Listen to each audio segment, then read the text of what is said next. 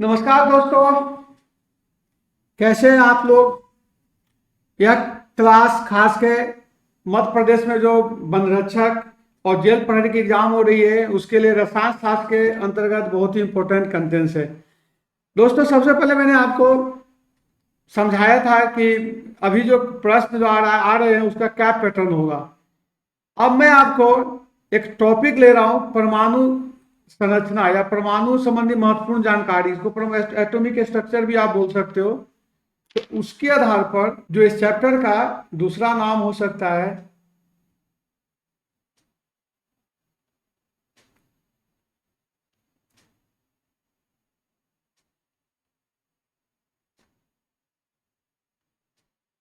और एग्जाम में जाने से पहले इस टर्म को याद कर ले। टू दी पॉइंट में आपको दे रहा हूं।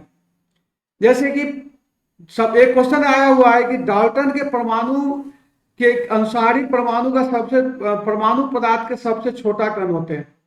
यहां तक ये माना जाता था कि परमाणु अविभाज्य होता है। अविभाज्य का मतलब है कि जैसे कि कोशिका को सबसे छोटा माना जाता था, इसी ढंग से यहाँ इसको कहा गया कि परमाणु का आगे तोड़ा नहीं जा सकता है। लेकिन बाद में जाके देखा गया कि जो परमाणु है, माने कि काल्पनिक अगर डायग्राम देते हैं तो देखा गया कि परमाणु के अंदर भी एक नाभिक होते हैं जिसके अंदर न्यूट्रॉन और प्रोटॉन होते हैं और इलेक्ट्रॉन इसके चारों चक्कर काटते रहते हैं। इस ढंग से देखा गया कि परमाणु के तीन फंडामेंटल कण होते हैं, जिसको बोलते हैं, एक को बोला जाता है इलेक्ट्रॉन, दूसरा हो गया प्रोटॉन और न्यूट्रॉन। इसको आप याद कर लेना, एक क्वेश्चन आया हुआ है। क्या मैंने बोला कि जॉन डाल्टन के अनुसार कि परमाणु अविभाज्य होते हैं, लेकिन बाद में देखा गया कि परमाणु को बांटा जा सकता है और बांटने में जो परमाणु के अंदर एक निश्चित संरचना होती है जिसमें कि जिसके अंतर्गत इलेक्ट्रॉन प्रोटॉन और न्यूट्रॉन पाए जाते हैं।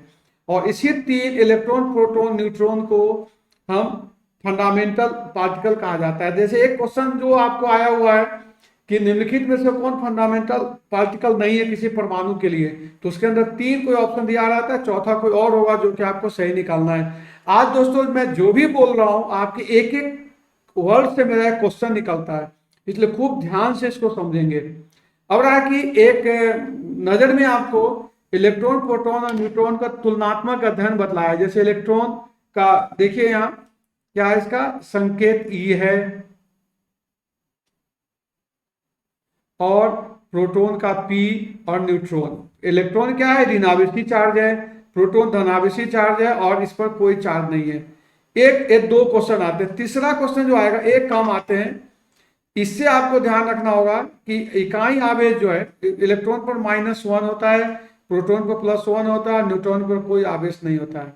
इसके बाद द्रव्यमान को भी आप नहीं याद करो, ये याद कर लो कि हाइड्रोजन के रिस्पेक्ट पर इलेक्ट्रॉन का जो द्रव्यमान है वह 1/1840 है, लेकिन इसका 1 है और इसका 1 है।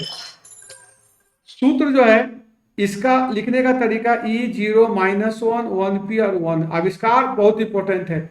इसका आविष्कार जे थॉमसन ने 1897 में किया था। प्रोटॉन का आविष्कार जो किया था गोल्डस्टीन ने किया था और 1932 में जेम्स जैडविक ने न्यूट्रॉन का आविष्कार किया था। तो तीनों आपके लिए ध्यान देने वाली बात है। एक है परमाणु संख्या, बस सिलेक्टेड चीज जा रहा हूं और मैं इसलिए फोकस किया हूं कि जो अभी क्वेश्चन आपको आ रहे हैं उसी को फोकस किया है।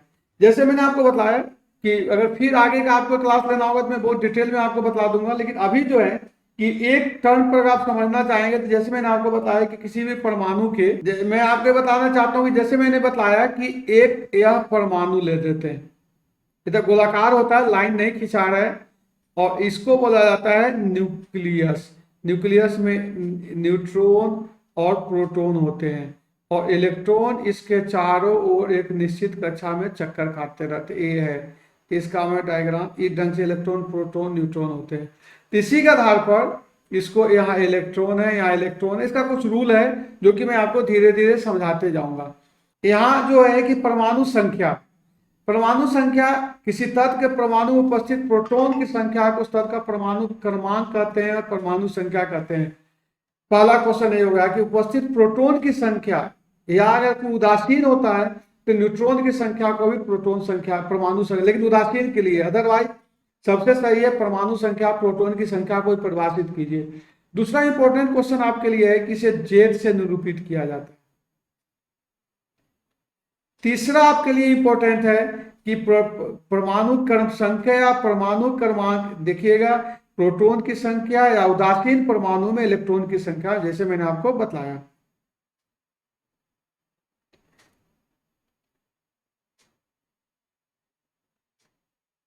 अब है ये कहा, तो परमाणु संख्या जो है ना, यही जो ऐसा चीज है कि कोई किसी, जैसे किसी क्लास में बच्चे का रोल नंबर जो होता है कि रोल नंबर 1 2 3, इसी ढंग से जितने सारे जो तत्व है उसका अपनी एक परमाणु संख्या है। और सबसे बड़ा इंपॉर्टेंट चीज ये है कि इस प्रत्येक तत्व की परमाणु संख्या अलग अलग होते हैं। इसने जैसे अगर सोडियम का 11, कैल्शियम का जो है कैल्शियम का 20 होता है, पोटेशियम का 19 होता है, मैग्नीज का 12 होता है, तो आप इसको याद करना होगा कम से कम 20 से लेकर 30 तक। अगर 20 तक याद कर तो ठीक है, नहीं तो 30 तक आप परमाणु संख्या याद कर लीजिए। मतलब सोचो कि क्लास में किसी बच्चे का रोल नंबर है, अब आपको समझ में आ गया कि किसी तत्व के परमाणु, जैसे मैंने आपको डायग्राम करके बताया था कि ये परमाणु, ये तत्व है और यहाँ इसका परमाणु है, इसके अंदर उपस्थित इलेक्ट्रॉन की संख्या को, सॉरी प्रोटॉन की संख्या को हम परमाणु संख्या कहते हैं।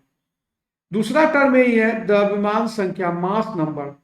किसी परमाणु में उपस्थित कुल प्रोटॉन की संख्या, न्यूट्रॉन की संख्या। देखिए मैंने आपको डायग्राम खींच कर बताया था कि जो नाभिक अगर हो तो यहाँ N+P होता है, तो इसी को हम द्रव्यमान संख्या कहते हैं। ठीक है, फिर बता देता हूं कि परमाणु संख्या किसको कहते हैं, इलेक्ट्रॉन या प्रोटॉन की संख्या, मतलब मेनली प्रोटॉन की संख्या, लेकिन अगर इसमें न्यूट्रॉन की संख्या भी जोड़ देते हैं तो द्रव्यमान संख्या कहते हैं। और सबसे बड़ी चीज है कि इसको ए से निरूपित किया जाता है। अब जो आपके लिए जो इंपॉर्टेंट पॉइंट है समस्थानिक, इसे खूब क्वेश्चन आते हैं।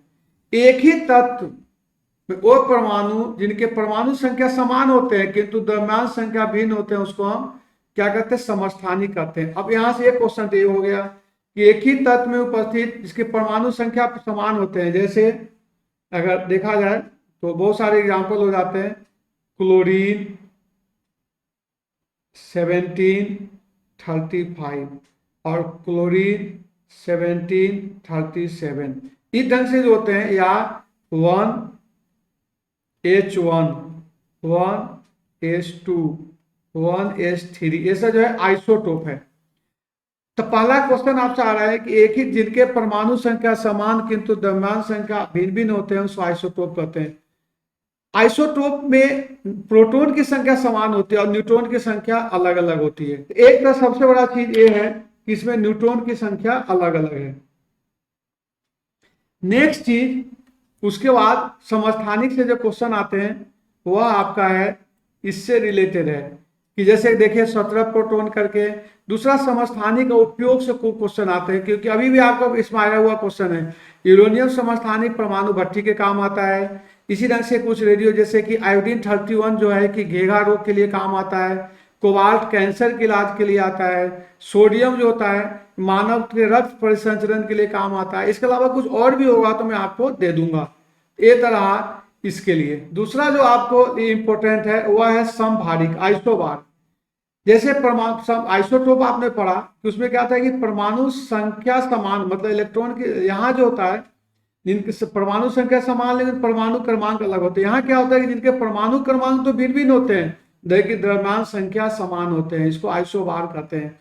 जैसे देखिए आर्गन और क्रिप्टन और कैल्शियम, इसमें 18 परमाणु संख्या है, इसका परमाणु संख्या 19 है और इसका 20 है, लेकिन जब इसका निकालेंगे तो द्रव्यमान संख्या देखिए 40 40 40 ही है।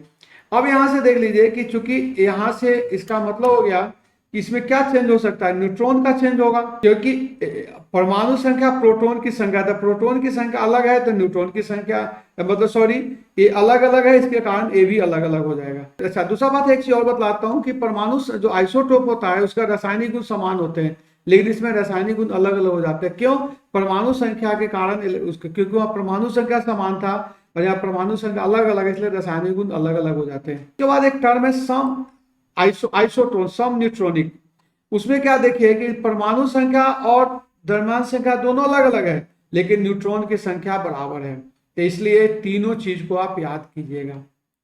इसके बाद नेक्स्ट में आपको आपके सुविधा के लिए एक सारा मैंने आपको दे दिया हूं कि इसको आप याद कर लीजिएगा, क्योंकि अब इतना टाइम नहीं है कि मैं इसको एक एक चीज को समझा सकूं, लेकिन फिर भी मेरा प्रयास रहा है कि 1 से लेकर 20 तक सभी का आपको परमाणु संख्या दे दिया। जैसे देखिए, ये है परमाणु संख्या, sodium 1, helium 2, lithium 3, beryllium 4, boron 5, carbon, इससे आपको संकेत भी याद हो रहा है, कार्बन 6, नाइट्रोजन 7, इधर से सारे। या उसके बाद इसका जो इलेक्ट्रॉनिक कन्फिग्रेशन होता है, मैं हल्का सा आपको बता देता हूं। जैसे कि अगर आप कैल्शियम लेते हैं या सोडियम लेते हैं, तो सोडियम का परमाणु संख्या 11 है, तो सबसे पहले के सेल में 2 इलेक्ट्रॉन रहेगा, फिर 8 इलेक्ट्रॉन रहेगा एल में, तो 2 8 और 1 इलेक्ट्रॉन रहेगा एम से।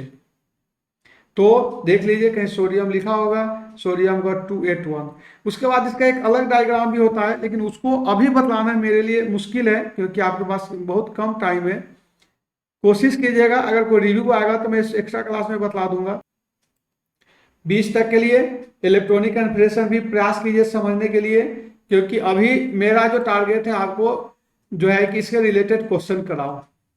अब अगली कड़ी में आपको, पहले आप इसको पढ़ लीजिए, इसके बाद नेक्स्ट क्लास में मैं आपको इससे 25 इंपॉर्टेंट क्वेश्चन दे रहा हूं, और वो 25 क्वेश्चन अपने आप में मायने रखता है, जो कि आपके एमपी के लेवल को देखते हुए, लेटेस्ट पैटर्न को देखते हुए, और जो आपके क्वेश्चन कुछ आए हुए हैं उस क्वेश्चन को समावेश करते हुए, मेरा क्योंकि क्वेश्चन ज्यादा रिपीट नहीं हो रहा है, तो अब आगे क्या आ सकता है। माने कि एक जगह क्वेश्चन अगर पूछ दिया, समस्थानी का परिभाषा पूछ दिया, तो आगे मेरा प्रयास रहेगा कि समस्थानी से और क्या क्या क्वेश्चन आ सकते हैं उसके बारे में आपको बतलाऊंगा। इसलिए दोस्तों, मैं आर.के. मिश्रा दोबारा आपसे निवेदन कर रहा हूं कि आप परमाणु संरचना को अच्छे से तैयारी कर लें और अगली टेस्ट के लिए तैयार हो जाए। उस टेस्ट में आपको बहुत ही काम देगा, इसलिए आप अपने दोस्तों के बीच में शेयर करें और उस टेस्ट को लूज मत करें, कभी उसको मिस मत करें, तो आपके लिए बहुत अच्छा रहेगा। ओके, थैंक्स, जय हिंद, जय भारत।